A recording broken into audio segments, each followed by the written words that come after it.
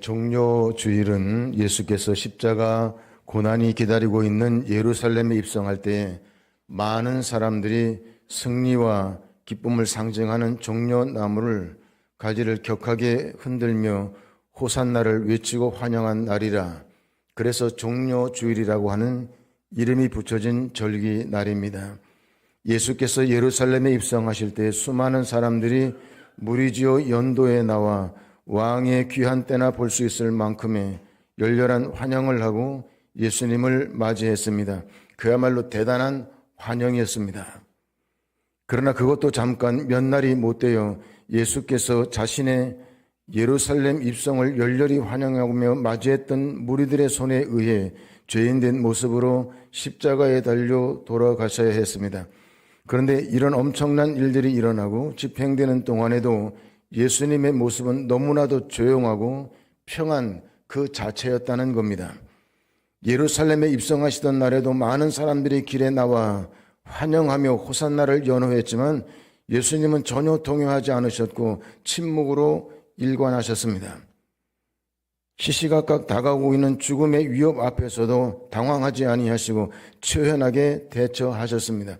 수많은 사람들에 의한 일방적인 거짓말과 모함과 고발이 난무하는 와중에도 이렇게 또 저렇다 굳이 자신을 변호하지 아니하고 빌라도가 신문한 자리에 가서도 일체 말씀이 없으셨습니다.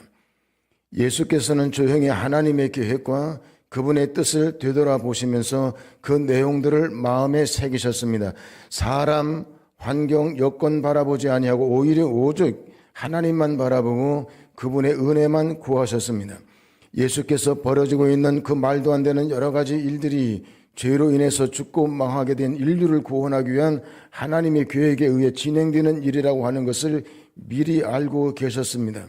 그러므로 사람들이 어떻게 대하든 빌라도가 어떻게 대하든 상황이 어떻게 전개되든 결국에는 하나님의 뜻대로 모든 일이 진행될 것으로 믿었기 때문에 굳이 변명을 한다거나 변호할 필요를 못 느끼셨습니다.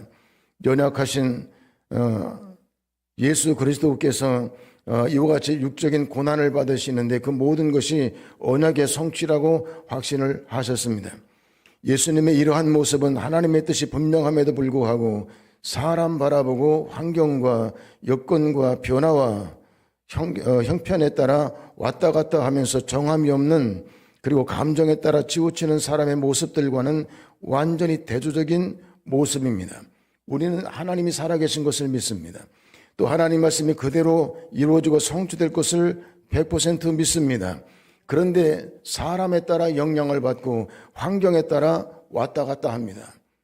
그리고 자기의 기복심한 감정에 따라 왔다 갔다 하고 좌우로 치우치는데 예수님의 모습은 완전히 우리와는 대조적인 모습이었습니다. 예수님께서는 자신의 십자가 고난과 죽음으로 인류 전체의 구원의 길이 열리고 있다고 하는 사실을 미리 내다보고 계셨습니다. 이거는 여러분도 마찬가지죠. 여러분도 이 땅에 발을 딛고 살지만 벌써 천국에 그 소망을 두고 사는 하늘 백성입니다. 이 땅에 우리가 세상적인 그런 여러 가지 방법과 논리 가운데 살지만 세상에 속해 살지 아니하고 하늘에 속해 사는 자라고 스스로 입으로 고백하고 자부하고 삽니다. 그런데 이상하게도 우리는 환경과 여건에 휘둘리고 사람과 어떤 환경을 바라볼 때 시험에 들고 좌우로 치우칠 때가 너무나도 많다는 겁니다. 평온을 잃어버립니다. 여러분, 세상 죄를 지고 가는 하나님의 어린 양으로서의 하나님의 구원 섭리에 죽기까지 순종하시는 예수님의 모습을 보면 고통과 수치가 극에 달했지만 어차피 역사는 하나님이 만드시고 세우시고 남기는 것인지라 예수께서는 개의치 아니하시고 끝까지 주어진 사명을 감당하셨습니다. 모든 일의 결과는 하나님의 손에 달려 있다는 겁니다. 이런 예수를 바라보는 여러분들의 마음은 어떻습니까? 만약에 여러분들이 그 시간 그 현장에 지금 가 있다면 여러분들이 그런 예수님의 모습에 어떻게 반응하셨겠습니까? 이 시간에는 그때 그 시간 그 자리에 예수와 함께 있었던 사람들 가운데 몇 사람의 행보를 소개하겠는데 함께 은혜를 나눌 때에 여러분들도 그 시간 그때 그 자리에 돌아가 나는 그때 그 자리에서는 어떻게 반응했을까 하는 것을 돌이켜보고 생각해보는 시간이 되었으면 좋겠습니다. 오늘 21절에 보니 구레네 사람 시몬이라고 하는 사람이 소개가 되어 있는데 그는 6월절 절기 성전에서 절기를 보내기 위해서 예루살렘에 올라온 많은 사람들 가운데 한 사람이었습니다. 예루살렘에 올라온 다른 사람들과 다를 것이 없이 평범했던 그가 예수님을 십자가에 매달아 처형하는 과정을 구경하기 위해서 모였던 사람들 틈에 끼어 있다가 갑자기 예상치 못한 일에 휘말리게 되는데 갑자기 예수님을 대신해 십자가를 짊어지고 처형 장소를 향해 올라가는 일을 하게 된 것입니다.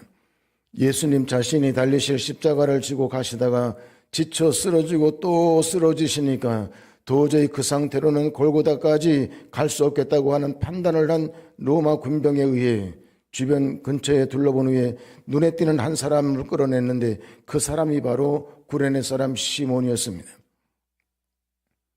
그때 구레네 사람 시몬의 심정은 어땠을까? 그 많은 사람들 가운데 그것도 처형될 사람이 지고 가는 그 사형틀을 대신 짊어지고 현장을 향해 올라가게 된 겁니다. 그러니 얼마나 황당하고 창피하기도 하고 또 기분 상하는 일이었겠습니까? 그런데 오늘날 성도들 가운데도 보면 구레네 사람 시몬처럼 뜻하지 않게 교회에 끌려 나오듯이 나왔다가 구원받고 축복받은 사람들이 많습니다. 교회에 나오는데 거의 끌려 나오다시피 강제로 끌려 나오다시피 왔다가 구원의 은총을 받고 축복을 받은 사람들이 많습니다. 구원은 이렇게 하나님에 의해서 주어지는 선물과 같은 것입니다. 인간 노력의 산물이 아니라는 거죠. 어제도 누가 이야기를 하는데 그래요. 저기 부모가 교회를 나오는데 아마 1년에 한 서너 번 나오는 것 같아요. 그것도 어떻게 자식이 성화를 하니까 마지못해 제가 그랬어요. 괜찮다. 그것도 굉장히 소망이 있다. 1년에 그 정도 나오면 많이 나오는 거지. 뭘 얼마나 더 나오냐.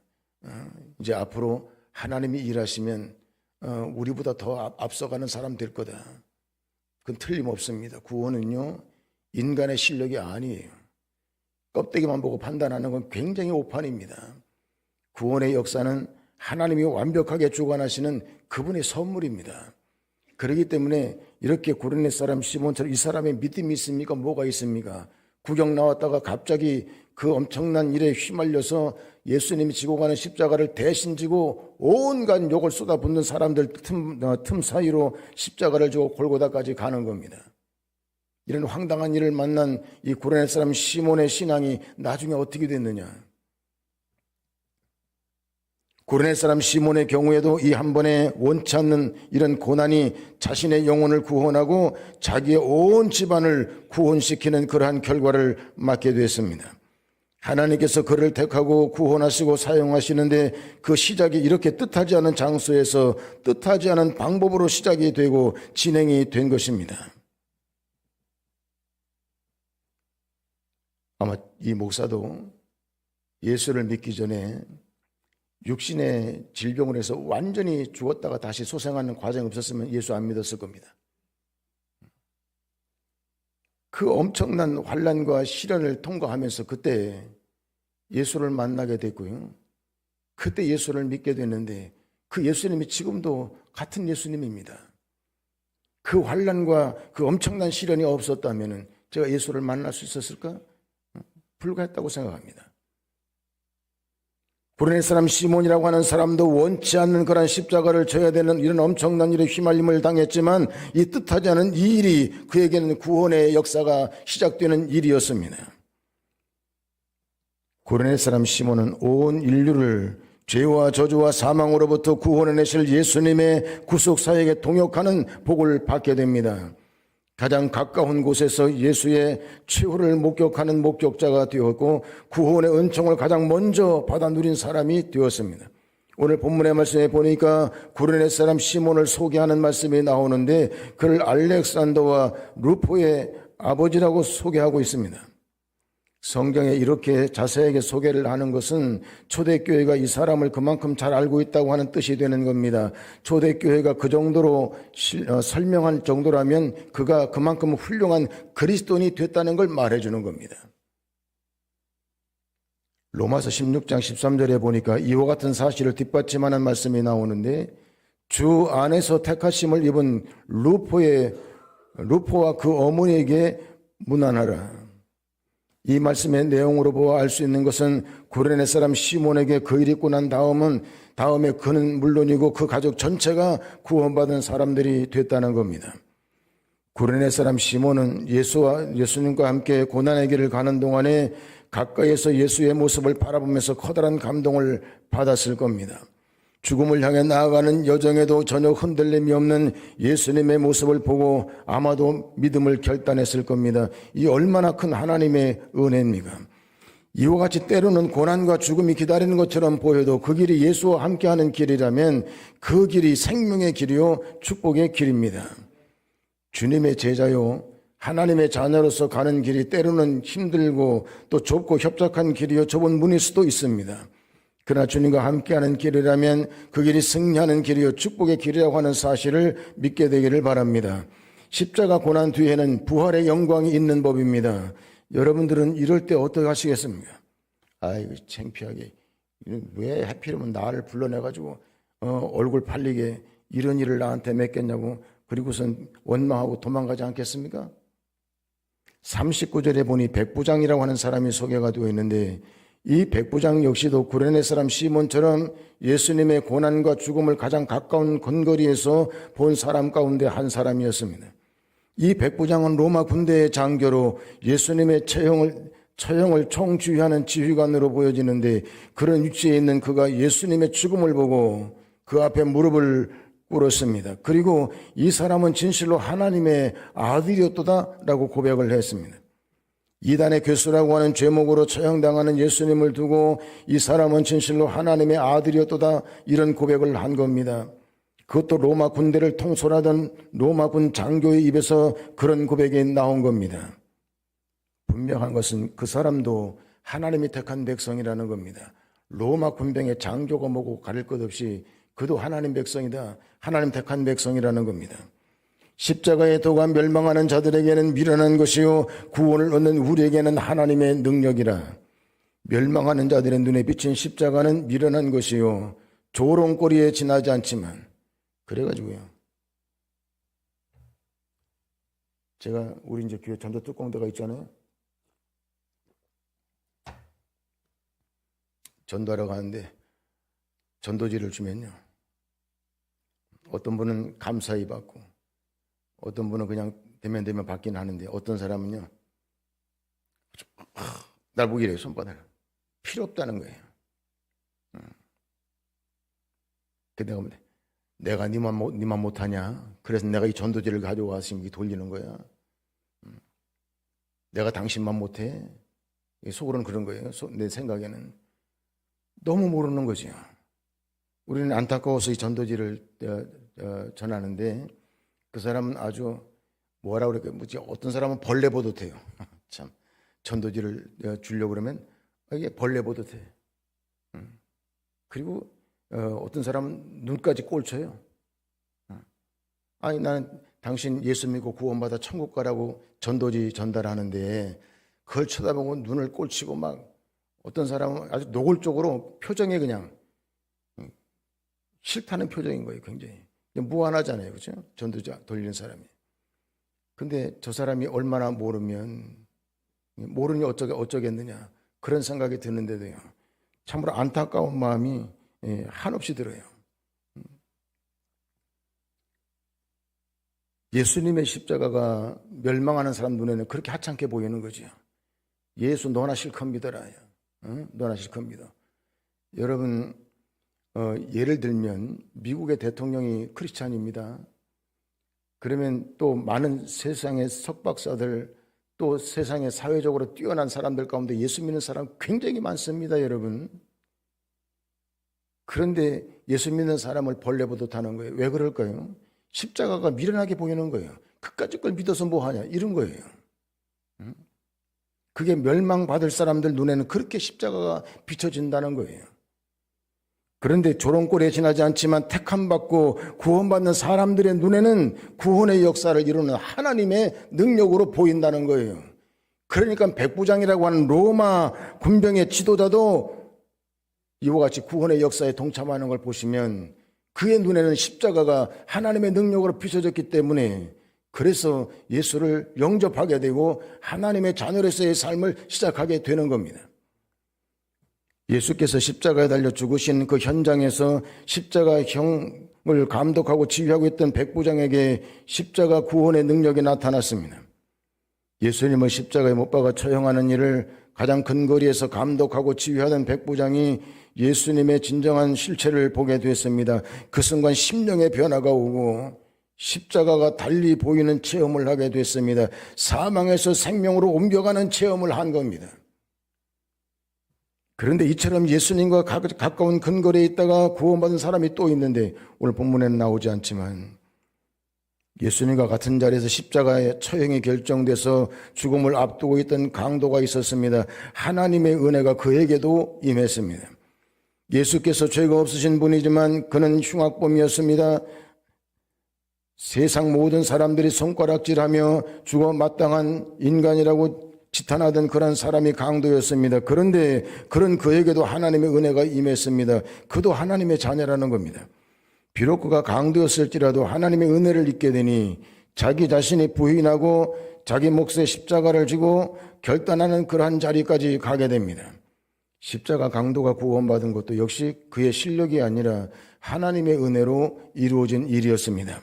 예수님의 영광스러운 모습이나 그분이 행하시는 이적들을 보고 많은 사람들이 박수를 보낼 때 이 사람은 하나님의 아들이다, 이분에게는 죄가 없다, 이렇게 고백하는 건 얼마든지 가능한 일입니다. 그러나 이단의 교수라고 하는 정죄를 당하고 아무런 힘도 없이 무기력하게 온갖 조롱과 멸시를 다 당하면서 철저하게 죽어가고 있는 예수님을 바로 곁에 보고서도 그와 같은 고백을 한다고 하는 것은 이거는 있을 수 없는 일입니다.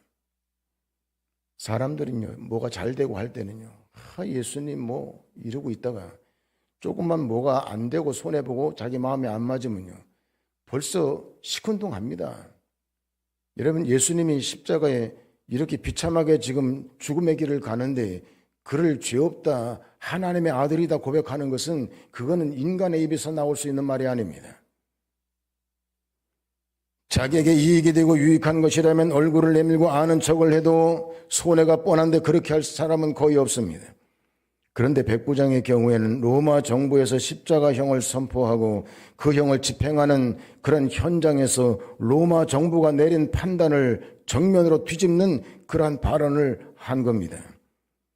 하나님의 은혜가 그에게 임했습니다. 그것은 인간 백부장의 실력이 아니라 구원을 주시는 하나님의 은혜였습니다. 백부장이 나라에서 법으로 결정하고 선포한 것을 뒤집는 말을 거기서 했다. 이건 간단한 말이 아닌 거죠. 극 가까이서 보고 체험한 예수님은 이단의 괴수가 아니라 하나님의 아들이셨다는 겁니다. 이것이 바로 하나님의 은혜로 구원을 체험하는 사람들이 갖는 한결같은 특징입니다. 구레네 사람 시몬도 그랬습니다. 십자가에 달렸던 강도도 그랬습니다.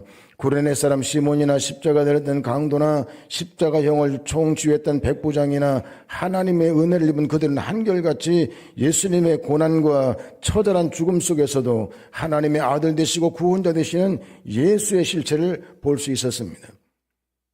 그들의 눈에는 십자가의 도가 미련하게 보이지 않고 구원을 얻게 하는 하나님의 능력으로 보였습니다. 은혜를 은혜로 받았습니다.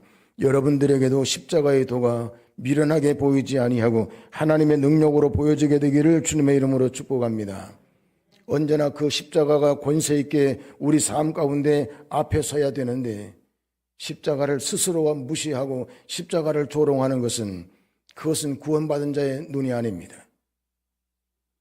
이와 같은 모습들은 은혜를 입었음에도 불구하고 환경과 여건에 따라 판단하고 쉽게 현혹된 사람들의 신앙을 부끄럽게 하는 모습입니다. 하나님의 은혜를 입었음에도 불구하고 예수님을 따라가던 베드로가 시험 받을 때처럼 멀찍이 떨어져 따라가다가 자신은 물론 인류 전체를 구원하기 위해서 고난받으시는 예수님을 자기에게 해가 돌아올까 봐 염려한 나머지 모른다고 부인하는 실패를 하게 됩니다. 말씀을 의지해 무리를 걸어가는 이적 한가운데 있다가도 순간 몰아치는 광풍에 시선을 빼앗김으로 바닷물 속으로 빠져들어갔던 베드로처럼 쉽게 판단하고 말씀을 놓치지 않으려 인내하고 절제하는 모습이 없습니다. 어떤 경우에도 은혜를 은혜로 받아들이는 담대함과 믿음에 대한 소망이 없었습니다. 예를 들면 여러분들 경우에 여러분들이 믿고 신뢰하던 예수께서 그렇게 무기력하고 무능력하게 원수들의 손에 끌려다니면서 조롱과 멸시를 당하다가 참혹한 처형을 당했다면 하나님의 은혜를 입은 자로서 여러분들이 어떻게 예수님을 평가하고 대하셨을 것 같습니까? 이런 면에서 볼 때 백부장의 신앙 고백은 이거는 사람이 할 수 있는 것이 아니었습니다. 이건 하나님의 역사였다. 여러분, 예수님이 십자가에 달려 죽을 때 그야말로 너무나도 비참한 그런 모습을 로마 군병을 지휘하는 지휘관이 본 겁니다. 그리고 그 사람이 내린 평가가 이건 하나님의 아들이다 하는 평가를 내렸다는 겁니다. 그게 자기 생각일까요? 그렇지 않지요. 오늘 사랑하는 성도 여러분, 여러분들은 환경과 여건에 따라 민감하게 반응하고 또 분위기에 따라 주여 주여 하는 신앙의 사람들이 아니라 십자가 승리에 감동된 신앙의 사람들이 되기를 주님의 이름으로 축복합니다. 십자가가 미련하게 보이면 여러분 안 됩니다. 하나님의 자녀는. 십자가가 하나님의 능력으로 보이는 그런 사람이 신자요. 그런 사람에게 하나님의 역사가 있습니다. 예수를 믿는다고 하는 것은 자신의 판단과 계산에 따라 결정하는 내용을 말하는 것이 아니라 예수님의 사랑과 그분의 말씀에 감동된 것을 말하는 겁니다. 예수님의 삶에 감동되고 예수님의 은혜에 녹아져서 그분을 사랑하고 그분을 좋아하고 그분을 닮아가고 그분께 순종하고 그분의 마음으로 살아가는 것을 말하는 겁니다. 그러니까 십자가가 미련하게 보이는 사람은 십자가가 하나님의 능력으로 보이는 사람이 하는 말이 들어보면요, 말 같지도 않은 거예요.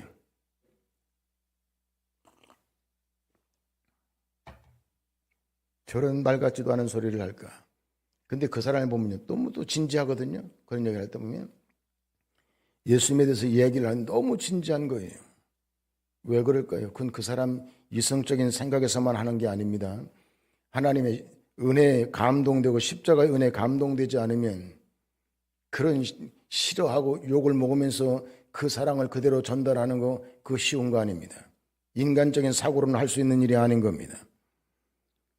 이제 고난주간이 시작되는데 이 고난주간은 인류를 죄와 저주와 사망으로부터 건져내시려는 하나님의 사랑에 감동되어 온전케 되는 주간입니다. 믿음으로 참여해서 은혜 받고 승리하는 고난주간이 되기를 바랍니다. 그리고 끝으로 예수님의 십자가 곁에 끝까지 지켜본 사람들 가운데 40절 41절에 보니 여인들이 소개가 되어 있는데 사람들은 여성들이 신앙에 열심인 것은 감성적이기 때문이라고 말하는데 여러분, 예수님의 겉모습만 보고 자기 기준, 자기 열심으로 따라다니는 사람들과는 다르게 예수님의 실제를 보고 하나님의 열심으로 예수를 따라다니는 사람들은 남녀 성별과 관계없습니다. 감성 이런 게 여러분 신앙을 좌우하지 않습니다. 여성이라고 특별히 유리한 것도 아닙니다. 나약한 여인이라고 할지라도 하나님의 열심인 믿음을 가진 자들이 큰 일을 감당할 수 있게 되는 겁니다. 막상 예수께서 십자가에 달려 죽게 되자 죽기까지 예수님을 따르겠다고 공언하고 큰소리치던 제자들 다 큰소리친 것과는 다르게 그 곁을 떠나버리고 말았습니다. 예수께서 베푸시는 많은 이적들을 보고 주여 주여를 입에 달고 다니던 사람들이 몽땅 다 떠났습니다. 왜 떠났습니까? 예수님이 십자가에 죽게 되니까 다 떠났습니다. 그런데 그럼에도 불구하고 끝까지 그 곁을 지킨 사람들은 연약한 여인들이었습니다. 그들이야말로 주님을 진심으로 사랑하는 은혜를 입은 사람들이었습니다. 이와 같이 하나님의 열심으로 예수님을 진심으로 사랑하는 사람들은 환경과 여건에 따라 왔다 갔다 하거나 좌우로 치우치는 일이 없습니다. 그러므로 그리스도의 고난에 참여할 줄도 알고 그 고난의 가치를 알아 기쁘고 감사한 마음으로 받아들일 수 있게 되는 겁니다. 그리스도를 위해서 너희에게 은혜를 주신 것은 다만 그를 믿을 뿐만 아니라 또한 그를 위해 고난도 받게 하심이라. 많은 무리들, 큰 무리를 저 예수님을 따라다녔습니다. 그런데도 그들은 하나님의 은혜를 입은 자요, 회심을 하고 예수님을 위해 헌신된 사람들이 아니었습니다. 예수님으로부터 뭔가를 끊임없이 얻어내려고만 합니다. 그런 차원에서 그들의 열심은 예루살렘에 입성하는 예수님을 종려나무가지를 흔들고 겉옷을 벗어서 길에 깔아드릴 정도로 아주 격정적이었습니다. 그러나 몇 날이 못 갔습니다. 예수님을 십자가에 매달아 처형하라고 외치는 성난 군중으로 다 바뀌었습니다. 그들은 하나님의 은혜를 그들이 원하는 대로 만들어 가지려고 했고 자신들의 기준에 맞는 메시아를 원했습니다. 그리고 당연히 자신들이 원하는 대로 다 이루어질 줄로 믿습니다. 그러므로 예수께서 예루살렘에 입성할 때 그토록 격정적인 환영을 저들이 했는데 그 감정을 가라앉히고 보니까 그들이 기대와는 영판 다른 겁니다.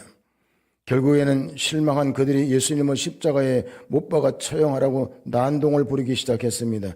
잘못된 신앙관을 가진 사람들의 모습이 이렇습니다. 근본적으로 올바른 신앙은 내 열심을 가지고 내 욕심을 이루는 게 아니라 하나님의 열심을 가지고 주님의 뜻을 이루는 겁니다. 이게 신앙이지, 자기 열심을 가지고 자기 욕심을 이루는 걸 신앙으로 착각하는 사람들이 굉장히 많은데, 여러분 신앙생활 하다 보면 자기 뜻대로 안 되는 거 많습니다. 자기 뜻대로 안 되는 게 또 맞는 거예요. 여러분 내 뜻대로 다 되면 어떻게 될까요? 우리의 전 생애를 통틀어 놓고 볼 때에 내 뜻대로 살아가지고는 답이 없습니다, 여러분. 그런데 내 뜻대로 모든 걸 다 내 욕심대로 이루고 산다. 그거는요, 비극입니다. 그건 완전히 종말입니다. 그걸 아셔야 됩니다. 예수 믿는 사람들요, 내 뜻대로 안 되는 거 상당히 많은데 그거에 여러분 좌우하시면 안 됩니다.